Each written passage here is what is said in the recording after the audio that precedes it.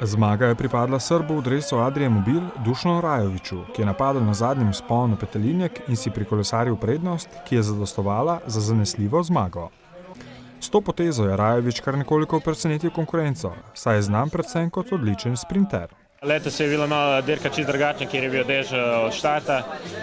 Mi malo mrzlo in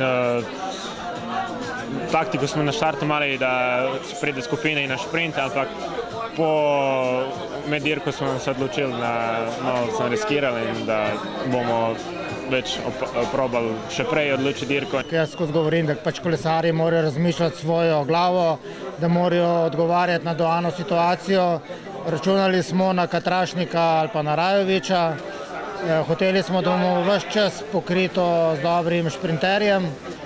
Katrašnik je oddelal prvi del dirke, na koncu pa je Rajović občutil, da je pač najmočnejši.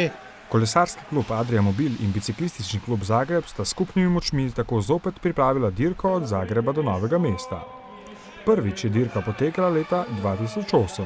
Drugič nas je v teh 11 letih presenetil dež, kljub temu pa zmaga ostaja doma in Dule je opravil svoj job, da rečemo, in zmagal in seveda kljub dežju izredno vesela in čestitke ekipi in njemu.